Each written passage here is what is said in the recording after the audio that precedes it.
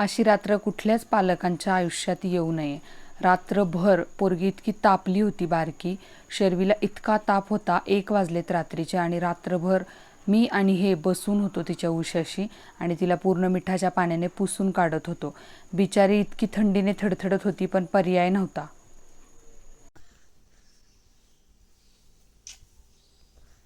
माझं बाळ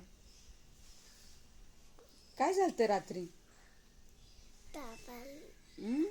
ताप आलेला. आता आज स्कूलला नको जाऊ. खेळायला जाणार बाहेर? नको बाबू. रात्रभर तापली होती शर्वी आणि रात्रभर आमच्या दोघांच्या झोपेच्या 12 वाजलेले आहेत. त्याच्यामुळं आत्ताशी थोडासा ताप कमी झालाय. मिठाच्या पाण्याने तिला चांगली पुसून काढली थंड पाण्याने आणि पोट, छाती, डोकं हे सगळं पुसून काढलं. मेन म्हणजे डोक्यात ताप शिरायला नको होता. आता रात्रभर तर नाही हे झालं, तर आता बघूयात 10-10:30 पर्यंत डॉक्टर येतील, मग आम्ही तिला दवाखान्यात घेऊन जाणार आहे.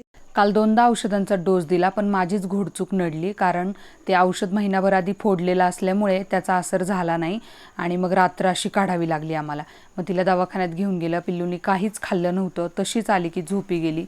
मला तर काहीच करण्याची इच्छा नव्हती. अक्षरशः आलो, बाहेरचंच आणलं होतं थोडं पार्सल आणि तेच खाऊन झोपलो.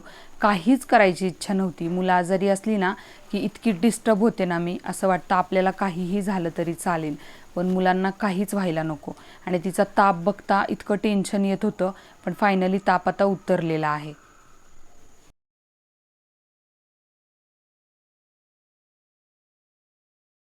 माझी सावली आहे ना अशीच तापाने फणफणायची लहान असताना. म्हणजे ती 1 वर्षाची व्हायच्या आत तिला 4-5 वेळा ॲडमिट करावं लागलेलं. त्यामुळे मला ही भीती आहे तापाची. कारण सावलीचे आहे ना पेशी वाढायच्या, तिच्या पांढऱ्या पेशी खूप वाढायच्या. त्यामुळे तिचा तापच थांबायचा नाही. डायरेक्ट दवाखान्यात न्यावं लागायचं, ॲडमिटच करावं लागायचं, तेव्हाच तिचा ताप जायचा. त्यामुळे मला ताप म्हटलं ना की मला फारच भीती वाटते. शर्वीच्या बाबतीत तर शर्वी जास्त आजारी पडत नाही शक्यतो, पण पडली ना की मग अशी पडते ना की ती पार खराब होऊन जाते, खाणं पिणं सोडून देते. त्यामुळे तिच्याकडे जरा जास्त लक्ष द्यावं लागणार आहे. अनायासे शनिवार रविवार आलेला आहे, त्यामुळे सुट्टीच आहे. 2 दिवस आता व्यवस्थित आराम होईल तिचा.